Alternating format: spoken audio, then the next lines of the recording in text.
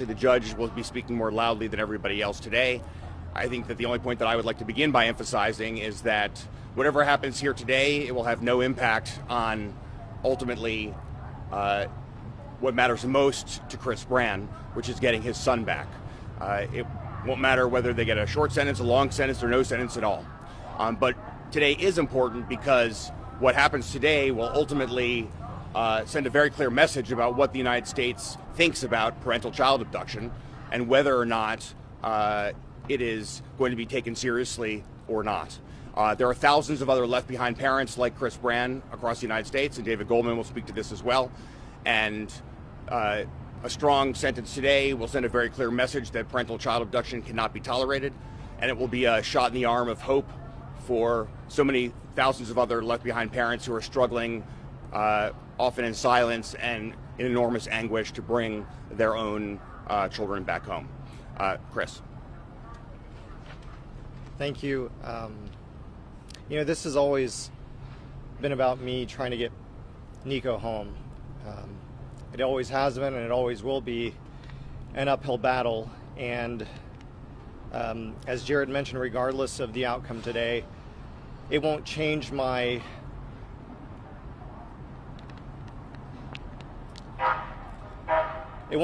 plight, and it certainly won't change how hard I'm going to fight to get him back. International parental child abduction is child abuse, and the reality is those people who are willing to perpetrate this action on children and the left behind families should be held accountable for their actions. I obviously never wanted it to come to this. I tried for years and years and years to come to an amicable resolution with not only my ex-wife, but with my ex-in-laws. And my pleadings have fallen on deaf ears. But that doesn't change the fact that I continue to love my son now as much as I always have, and I will continue to fight for him as long as it takes. He has the right to have a father in his life, and I have the right to raise my own son. It's a God-given right, it's a human right, and nobody has the right to take that away from me. I hope that the people listening today understand that this is not about a pound of flesh or vindication or, trying to get revenge on anyone. This is really about holding people accountable who have done a horrific act, and the people out there need to know that this is a insidious and an overwhelmingly difficult challenge to overcome as a parent. And without the help of attorneys and the U.S. government and the State Department and the help of the media getting this message out, it's unlikely that any child would ever come home, especially from Brazil. I thank you for your time. I do have to go have a meeting with the government. I appreciate everything that you guys are doing covering this story, and I'll be here hopefully after to answer any questions once this is over. Thank you. Let me now introduce David Goldman. David, unfortunately, has some incredibly difficult and terrible experiences himself, having survived through this ordeal for more than 5 years when his son was abducted to Brazil. David thought it was very important for him to come down and to talk about what he experienced so that you all can understand what it's like to be a left-behind parent like Chris Brann. And let me now turn it over to David. Good morning. There are several similarities with this case. Number one being it's in Brazil, where my son was abducted and held for nearly 6 years. It's a uphill battle, as Chris stated. The abductors, and they are abductors, these aren't custody cases, these are straight and clear abduction cases. They do need to be held accountable. There are treaties in place. There is the Hague Convention. There is the International Parental Child Abduction Prevention and Return Act. So our government and our countries do have laws to deter, prevent, and help return these abducted American children. Our country should be about keeping families together, not allowing abductors and the countries that are harboring these kidnapped, innocent, victim, vulnerable children with impunity. Our children need to be returned. They are American citizens. They were abducted. There are treaties. Let's bring them home. When these cases come into the media, the abductors often throw everything up in the air and hopefully something will stick. If they throw every allegation possibly that they can make up, someone somewhere they hope will believe them, and they will damage the reputation and the good nature of the victim, parent, and family. I experienced that as well as Chris has experienced that and continues to experience that. He's not the perpetrator, he's the victim. His son is the victim. And we need to make that clear. Everything has been adjudicated. All these allegations that the abductors are claiming have been adjudicated, and Chris is a victim as well as his son is a victim, and he needs to be returned. Our government, I implore our government and our State Department to become involved more and help this father be reunited with his abducted child. This case today, this hearing today, won't effectuate the return of Nico, but it will send a clear message that even if they are above the law in their own country, America does still have high standards of law, and we follow the law, and abductors will be punished. If there's any questions, please feel free to ask. Let me just make one final comment before we open up to any questions that you might have. I do want to make a comment about all the allegations that have been thrown against Dr. Brann. It is important for you to understand, and especially because Marcella Guimaraes has tried to make them as salacious as possible, calling her husband a monster and all these terrible things, that, you know, it's exactly as David has said, that they have been trying for years to discredit Dr. Brann, to get him fired from his job, and to do a whole range of other things. It's important for everyone here to understand the following, that these claims that were being made by Marcella Guimaraes have been examined by literally close to a dozen courts, tribunals, and experts, and rejected by really all of them. You know, it began in Texas with the Texas court-appointed custody evaluator, the Texas court-appointed child advocate, then the Texas judge in the case, the Texas Court of Appeals. All four of those said that the domestic abuse allegations were false, and in fact the judge concluded they were false and made with malice. The family nanny who lived with them the entire marriage when they were together and on their same floor said there was no domestic abuse, right? She said, I live with them, I never saw any evidence of abuse, she never told me about any abuse, I never saw any bruises, I never saw any 911 calls, I never saw anything at all. Yes, they had a volatile marriage, they yelled and screamed at each other, but I did not see anything, right? Then when it came to the abduction to Brazil, you had the United States State Department determine that there was no justification for these allegations. You had in Brazil, the Brazilian Central Authority and the Brazilian Office of the Attorney General conclude that there was no basis for these allegations. And the Brazil Office of the Attorney General, in fact, joined Chris Brann in the Brazilian legal proceedings on his side, saying that the Hague Convention required the return of the child to the United States because there was no grave risk of harm. And of course, in the most substantial way, as it relates to this specific case, the jury in this case heard the allegations of domestic abuse as an affirmative defense from the Guimaraeses, and they too rejected those claims as well. Dr. Brann has been evaluated by dozens of different courts, tribunals, and psychological experts, all of whom said he was an excellent father.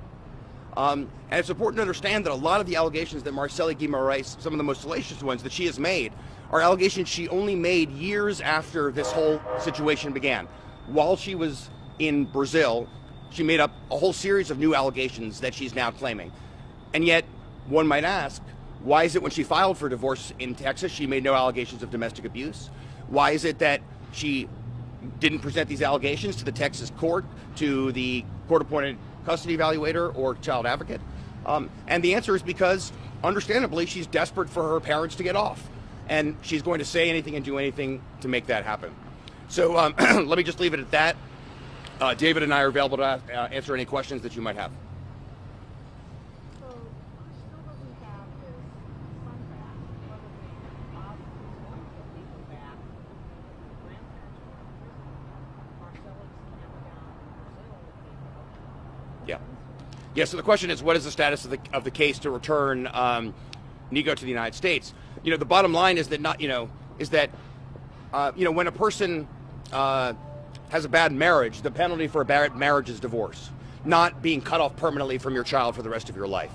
And the reality is that the situation for Chris Brann has only gotten worse since the arrest of the Guimarães. He's been almost totally cut off from his son. He's had at most about a half dozen calls, totaling about 1 hour of time with his son on Skype. The family has been poisoning the mind of Nico Brann against him. And despite court orders in Brazil that say that he's required to be able to get 2 half-hour Skype calls once a week, it hasn't happened, and the Brazilian courts are not prepared to follow through. Today, unfortunately, is not going to resolve the issue of Nico's abduction. There are still multiple appeals ahead. The Guimarães have argued in their filings to court today that, they can rely on the Hague Convention decision because it said that she could stay in Brazil. You know what? I mean, that to me is really ridiculous on its face. And I can tell you exactly why by pointing to David Goldman. Marcela Guimarães won at the first level and the second level, so she won her case in the federal court in Brazil and then on first appeal. You know what? His wife won those same 2 cases. And Sean Goldman has been back in the United States since 2009. His case is the most famous case in the history of parental child abductions. And he lost those first 2 cases and ultimately prevailed, and Sean Goldman was sent home. So the idea that they can rely on this decision when clearly his wife, who ultimately later passed away, couldn't rely on the decision from the same courts, belies the flaws in their argumentation. Unfortunately, there is no easy pathway forward. The U.S. Department of Justice, I suspect, but I don't know, will likely pursue the extradition of Marcela Guimarães to the United States. And that will obviously, have potential consequences in terms of a whole range of other things. But unfortunately, today is not the end of the story in any respect.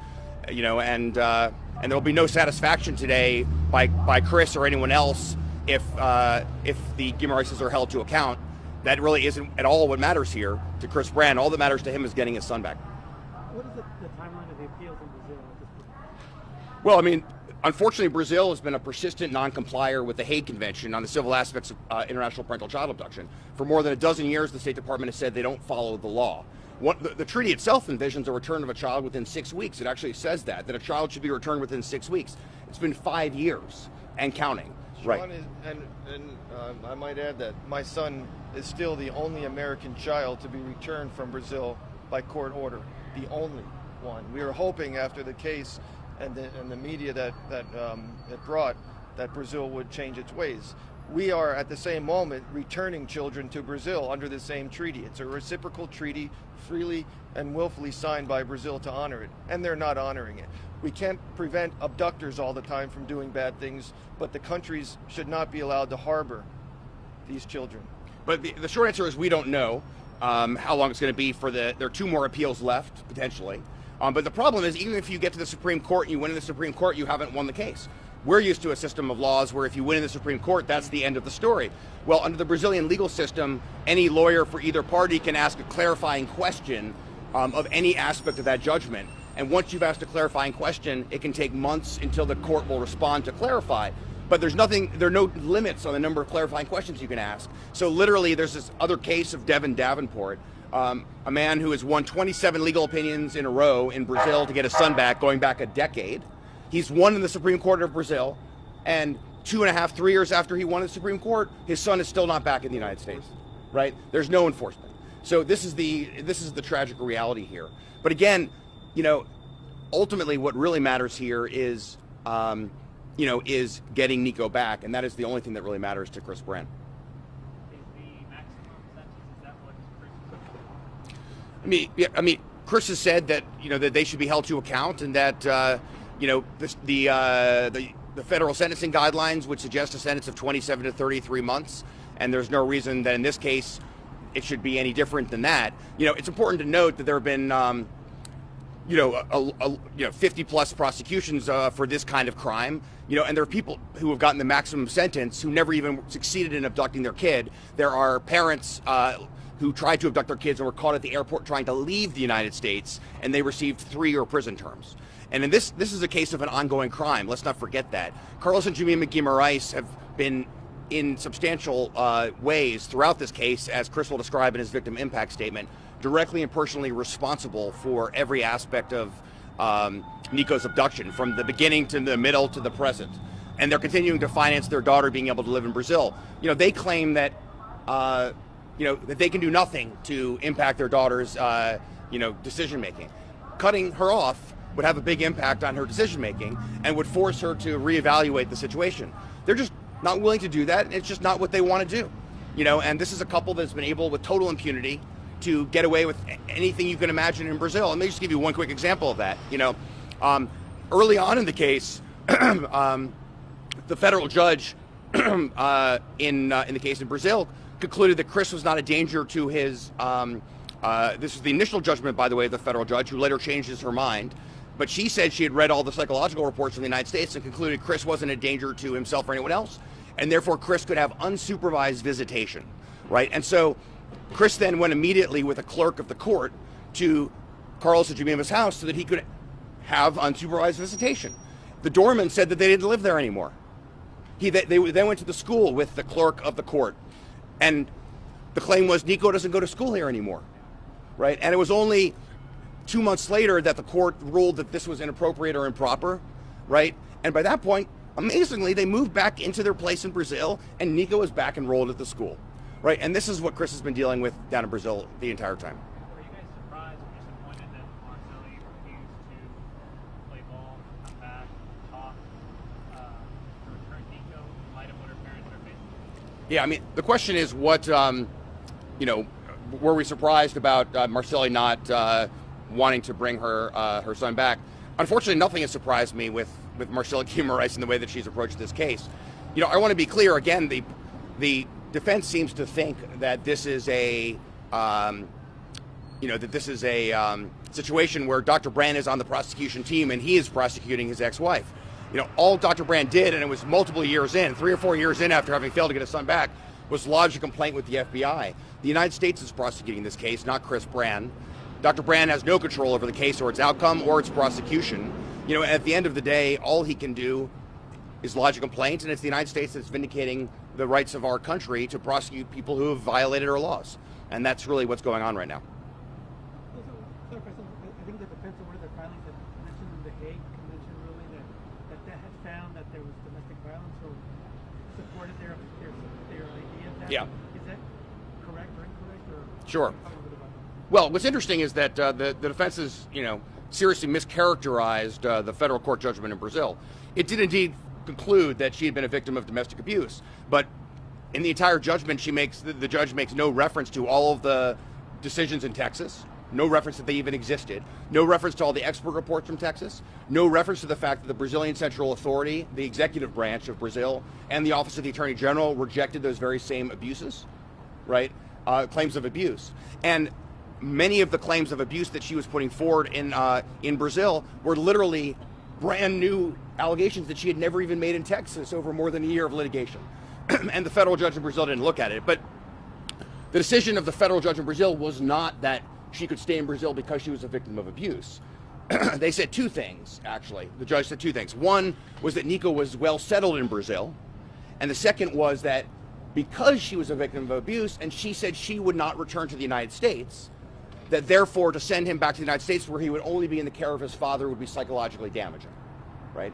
And on the first argument, it's actually a flagrant violation of the treaty. The treaty says if you file within 1 year, the child must be returned unless the child would face a grave risk of harm.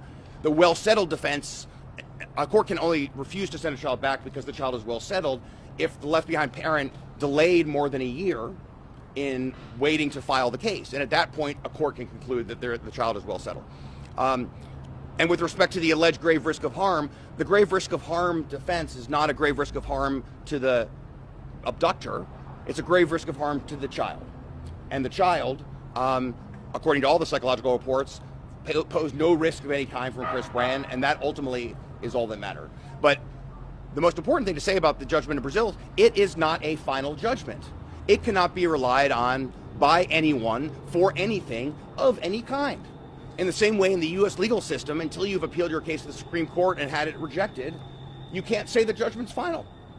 So the idea that you can rely on a judgment in Brazil that is still being appealed And especially when David Goldman lost the same 2 ways that Chris Brann did and then won, and his son is now home, the idea that you can conclude that you can rely on that judgment for anything, when in the most famous case in the world of parental child abduction, Sean Goldman,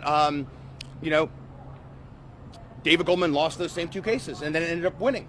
So the idea that you can say, well, I can stay in Brazil permanently and I can deprive my child of access to his father on the basis of a legal opinion that isn't even final, again, is not an argument that has any grounding in Brazilian or international law.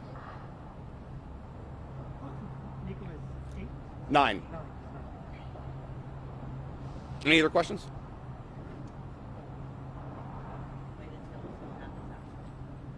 Okay. Well, thank you very much